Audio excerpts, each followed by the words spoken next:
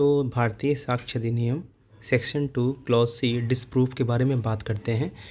देखिए, डिसप्रूफ का मतलब होता है कि disproof in relation to a fact means when after considering the matter before it, यानी कि कोर्ट जब अपने पास उसके पास जो मैटर आया है उसको कंसिडर करता है, यानी कि उस पर हियरिंग करता है, पार्टीज़ को सुनता है। उसके बाद the court either believes that, और सबको पार्टीज़ को सुनने के बाद कोर्ट ये बिलीव करता है, कोर्ट की ये थिंकिंग रहती है that it does not exist, कि जो फैक्ट यहाँ पर प्रूफ किया जा रहा है या जिस फैक्ट के लिए एविडेंस दिया जा रहा है वो फैक्ट एग्जिस्ट ही नहीं करता है, और consider it non existence so probable, या फिर उसका नॉन एग्जिस्टेंस जो है वो सो प्रोबेबल है that a prudent man ought under the circumstances of the particular case to act upon such a position that it does not exist, या तो वो फैक्ट जो है वो एग्जिस्ट करता ही नहीं है जो कि प्रूफ करने के लिए पार्टीज़ द्वारा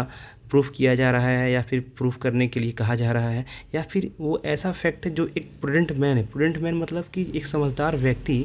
जिसकी नज़रों में हम ये समझ सकते हैं कि वो फैक्ट एग्जिस्ट ही नहीं करता है। जैसे कोई भी अगर साइंटिफिक मैटर्स है या फिर कोई भी अगर किसी स्पेशल फील्ड से जुड़ा हुआ मैटर है और उस पर कोई अगर फैक्ट इन इशू है और उस फील्ड से जुड़ा हुआ व्यक्ति अगर इस बात को कहता है कि ये चीज़ तो एग्जिस्ट नहीं करती है